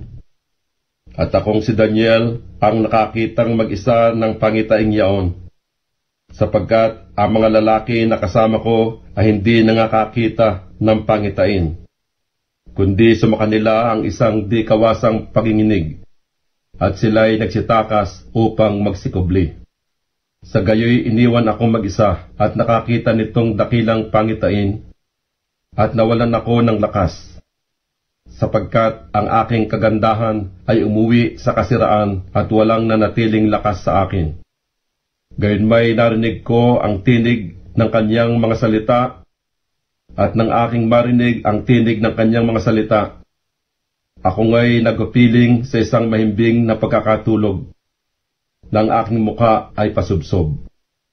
At narito, isang kamay ay humipo sa akin, na nagtayo sa akin sa aking mga tuhod at sa mga palad ng aking mga kamay. At sinabi niya sa akin, O Daniel, ikaw na lalaking minamahal na mainam, unawain mo ang mga salita na aking sinalita sa iyo, at tumayo kang matuwid, sapagkat sa iyo'y sinugo ako ngayon, at nang kaniyang masalita ang salitang ito sa akin, ako'y tumayo na nanginginig. Na magkagayoy sinabi niya sa akin, Huwag kang matakot, Daniel, sapagkat mula ng unang araw na iyong ilagak ang iyong puso na makaunawa at magpakababa sa harap ng iyong Diyos, ang iyong mga salita ay dininig, at ako'y naparito alang-alang sa iyong mga salita. Ngunit ang prinsipe ng kaharian ng Persya ay nakipagpunyagi sa akin na 21 araw. Ngunit narito, si Miguel ay isa sa mga punong prinsipe. Dumating upang tulungan ako at ako'y natira doon na kasama ng mga hari sa Persya. Ngayon naparito ako upang ipatalastas sa iyo kung ano ang mangyayari sa iyong bayan sa mga huling araw. Sapagkat ang pangitain ay ukol sa maraming mga araw pa. At ng kanyang masalita sa akin ang ayon sa mga salitang ito, ay aking itinungo ang aking muka sa lupa at ako'y napipi. At narito, isang gaya ng kahawig na mga anak ng mga tao ay humipo ng aking mga labi. Nang magkagayoy ibinuka ko ang aking bibig, at ako'y nagsalita at nagsabi, O Panginoon ko, dahil sa pangitain ay nagbalik sa akin ang aking mga kapanglawan, at hindi na natili sa akin ang lakas. Sapagkat paanong makikipag-usap ang lingkod nitong aking Panginoon sa Panginoon kung ito? Sapagkat tungkol sa akin ay biglang nawalan ako ng lakas, ni may naiwan mang hininga sa akin. Na magkagayoy hinipo uli ako roon ng isa na kamukha ng tao, at kanyang pinalakas ako. At kanyang sinabi, O taong minamahal na mainam, huwag kang matakot, kapayapaan ang sumaiyo. Magpakalakas ka, oo, magpakalakas ka. At nang siya magsalita sa akin, ako'y tumakas at nagsabi, Magsalita ang aking Panginoon sapagkat iyong pinalakas ako. Na magkagayoy sinabi niya, Talastas mo baga kung bakit ako'y naparito sa iyo?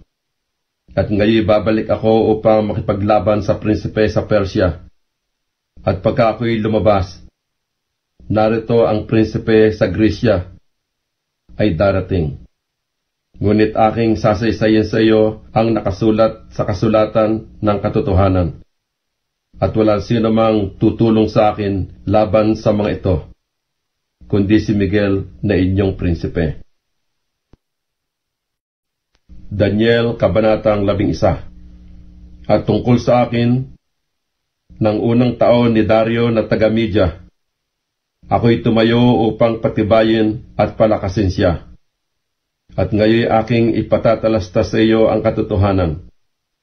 Narito, tatayo pa ang 3 hari sa Persya, at ang ika-4 ay magiging totoong mayaman kaysa kanilang lahat, at pagka siya'y lumakas sa kanyang mga yaman, ay kanyang kikilusin ang lahat laban sa kaharian ng Grisya. At isang makapangyarihang hari ay tatayo na magpupuno na may malaking kapangyarihan at gagawa ng ayon sa kanyang kalooban. At pagka tatayo siya ay magigiba ang kanyang kaharian at mababahagi sa 4 na hangin ng langit. Ngunit hindi sa kanyang anak, ni ayuman sa kanyang kapangyarihan na kanyang ipinagpuno, sapagkat ang kanyang kaharian ay mabubunot para sa mga iba bukod sa mga ito. At ang hari sa timugan ay magiging malakas, at ang isa sa kanyang mga prinsipe, at siya'y magiging malakas kaysa kanya, at magtataglay ng kapangyarihan. Ang kanyang kapangyarihan ay magiging dakilang kapangyarihan. At sa katapusan ng mga taon, sila'y magpipisan, at ang anak na babae ng hari sa timugan ay paruroon sa hari sa hilagaan upang gumawa ng pakipagkasundo. Ngunit hindi niya mapananatili ang lakas ng kanyang bisig, o siya may tatayo, o ang bisig man niya, kundi siya'y mabibigay, at yaong mga nangagdala sa kanya, at ang nanganak sa kanya, at ang nagpalakas sa kanya sa mga panahong yaon. Ngunit sa suwi ng kanyang mga ugat ay tatayo ang isa na kahalili niya na paroroon sa hukbo, at papasok sa katibayan ng hari sa hilagaan, at gagawa ng laban sa kanila at mananaig. At gayon din ang kanilang mga Diyos, 10 ng kanilang mga larawang binubo, at ng kanilang mga mainam na sisidlan na pilak at ginto ay dadalhing samsam sa Ehipto. At siya'y magluluwat na ilang taon kay sa hari sa hilagaan. At siya'y paruroon sa kaharian ng hari sa timugan. Ngunit siya'y babalik sa kanyang sariling lupain. At ang kanyang mga anak ay makipagdigma at mapipisan ng isang karamihang malaking hukbo na magpapatuloy at aabot at lalagpas.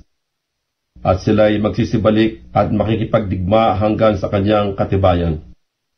At ang hari sa timugan ay makikilos ng pagkagalit at lalabas at makipaglaban sa kanya sa makatuwid bagay sa hari sa hilagaan.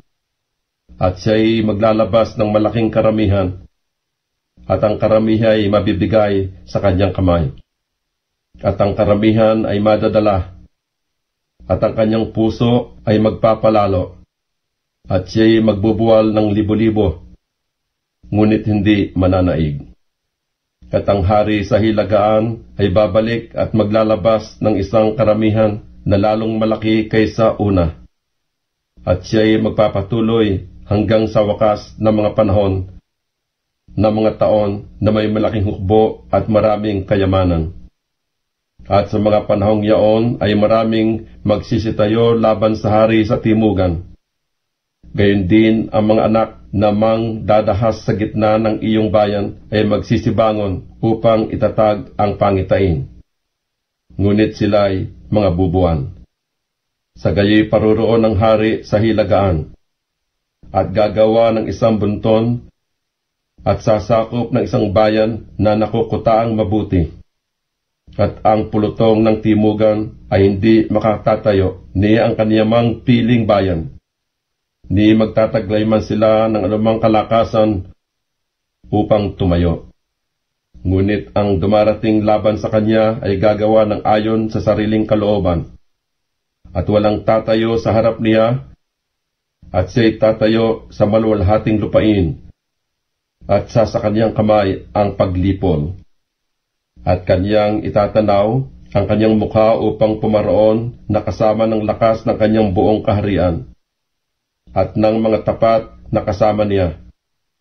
At siya'y gagawa ng mga yaon, at ibibigay niya sa kanya ang anak na babae ng mga babae upang hamakin. Ngunit siya'y hindi tatayo, ni siya'y mapapasa kanyaman. Pagkatapos nito'y kanyang ipinihit ang kanyang muka sa mga pulo at sasakop ng marami. Ngunit isang prinsipe ay magpapatigil ng pagkutya niya. Oo, bukod dito'y kanyang pababalikin ang kanyang kakutyaan sa kanya. Kung magkagayoy kanyang ipinihit ang kanyang mukha sa dako ng mga kuta ng kanyang sariling lupain. Ngunit siya'y matitisod at mabubuwal at hindi masusumpungan. Kung magkagayoy, tatayo na kahalili niya ang isa na magpaparaan ng maniningil sa kalwalhatian ng kaharian. Ngunit sa loob ng kaunting araw ay mapapahamak, na hindi sa kagalitan o sa pagbabaka man.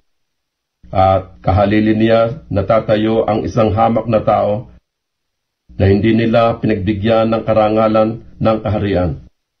Ngunit siya'y darating sa panahong katiwasayan at magtatamo ng kaharian sa pamagitan ng mga dayak. At sa pamagitan ng pultong nahuhugos ay mapapalis sila sa harap niya at mabubuwal. Oo, pati ng prinsipe ng tipan. At pagkatapos ng pakipagkasundo sa kanya, siya'y gagawang may karayaan, sapagkat siya'y sasampa at magiging matibay, nakasama ng isang munting bayan. Sa panahon ng katiwasayan, darating siya hanggang sa mga pinakamainam na dako ng lalawigan, at kaniyang gagawin ang hindi ginawa ng kaniyang mga magulang, o ng mga magulang ng kaniyang mga magulang. Siya'y magbabahagi sa kanila ng huli at samsam at kayamanan.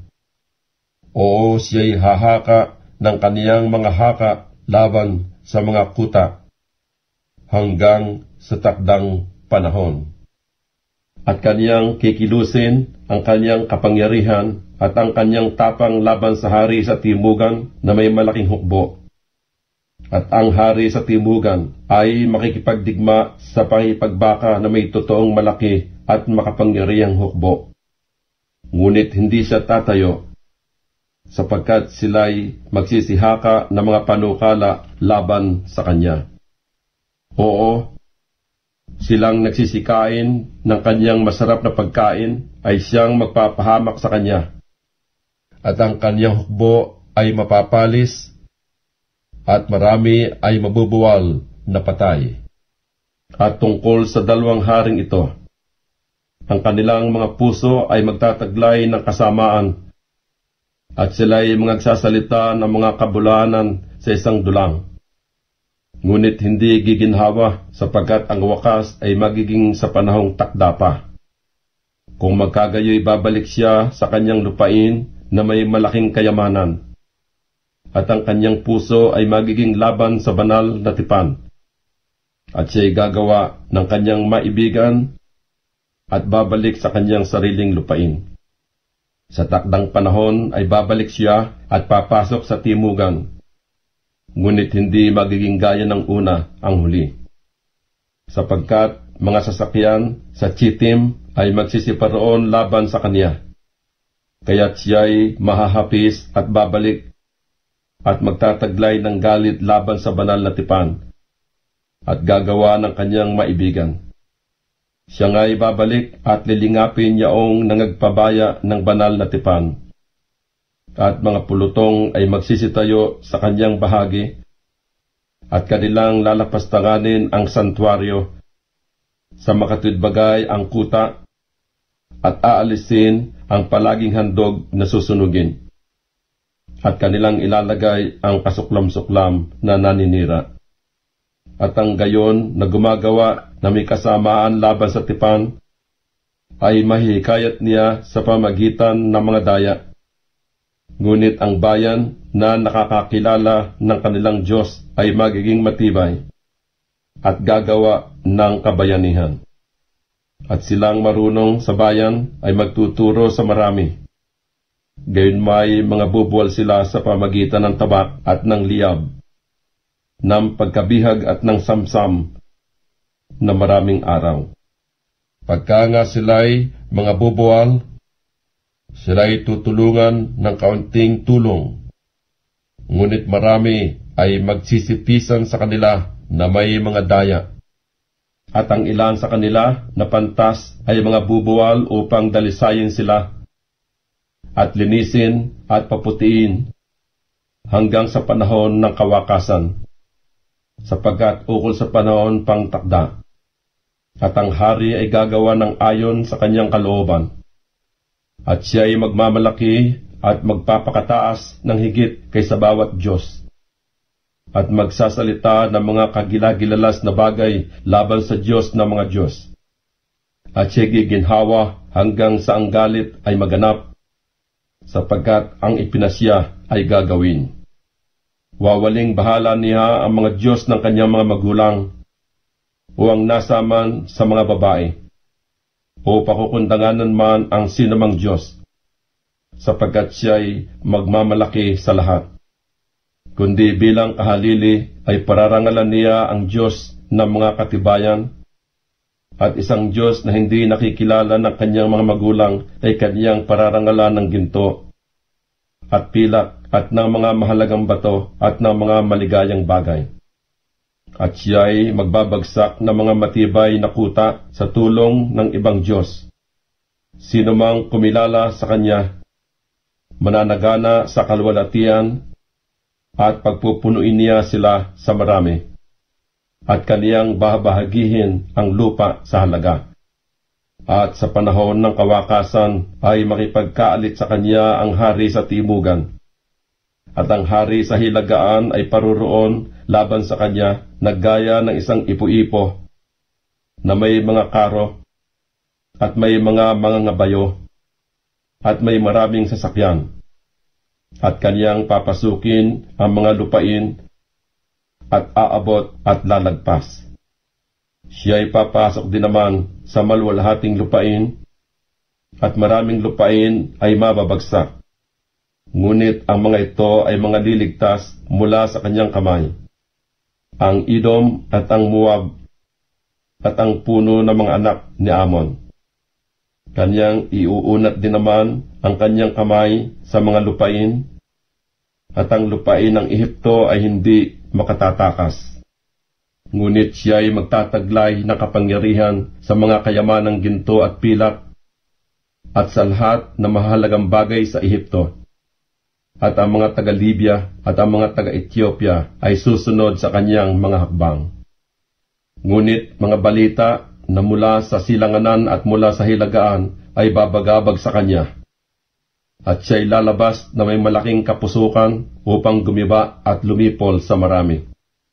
At kanyang itatayo ang mga tolda ng kanyang palasyo sa pagitan ng dagat at ng maluwalhating banal na bundok. Gayon may darating siya sa kanyang wakas at walang tutulong sa kanya. Daniel, Kabanatang 12. At sa panahong yaon ay tatayo si Miguel na dakilang prinsipe na tumatayo sa ikabubuti ng mga anak ng iyong bayan. At magkakaroon ng panahon ng kabagabagan na hindi nangyari kailanman mula nang magkaroon ng bansa hanggang sa panahong yaon. At sa panahong yaon ay maliligtas ang iyong bayan, bawat isa na masusumpungan na nakasulat sa aklat. At marami sa kanila na nangatutulog sa alabok ng lupa ay mga gigising. Ang iba'y sa walang hanggang buhay, at ang iba'y sa kahiyan at sa walang hanggang pagkapahamak. At silang pantas ay sisilang na parang ningning ng langit. At silang mga babalik ng marami sa katuwiran ay parang mga bituin magpakailanman. Ngunit ikaw, o Daniel, isara mo ang mga salita at tatakan mo ang aklat hanggang sa panahon ng kawakasan. Marami ang tatakbo ng paro at parito, at ang kaalaman ay lalago. Na magkagayo akong si Daniel ay tumingin, at narito, nakatayo ang ibang dalawa, ang isa'y sa dakong ito ng pangpang ng ilog, at ang isa'y sa kabilang pangpang ng ilog sa dakong yaon. At ang isa'y nagsalita sa lalaking nabibihisan ng kayong lino na nasa ibabaw ng tubig ng ilog. Hanggang kailan mangyayari ang wakas ng mga kababalaghang ito? At aking napakinggan ang lalaking nakapanamit ng kayong lino na nasa ibabaw ng tubig ng ilog, nang kanyang itaas ang kanyang kanan at kanyang kaliwang kamay sa langit, at sumumpa sa pamamagitan ng nabubuhay magpakailanman na magiging sa isang panahon, mga panahon at kalahati na isang panahon, at pagka kanilang natapos na papagputol-putol ang kapangyarihan ng banal na bayan, ang lahat na bagay na ito ay matatapos. At aking narinig, ngunit di ko naunawa. Nang magkagayoy sinabi ko, O Panginoon ko, ano ang magiging wakas ng mga bagay na ito? At sinabi niya, Yumaong ka ng iyong lakad, Daniel, sapagkat ang mga salita ay nasarhan at natatakan hanggang sa panahon ng kawakasan. Marami ang magpapakalinis at magpapakaputi at magpapakadalisay. Ngunit ang masasama ay gagawa na may kasamaan, at wala sa masasama na makakaunawa. Ngunit silang pantas ay mga kauunawa. At mula sa panahon na ang palaging handog na susunugin ay aalisin at matatayo ang kasuklam-suklam na naninira, ay magkakaroon ng 1,290 araw. Mapalad siyang naghihintay at datnin ng 1,335 araw. Ngunit yumaon ka ng iyong lakad hanggang sa ang wakas ay mangyari, sapagkat ikaw ay magpapahinga at tatayo sa iyong kapalaran sa wakas ng mga araw.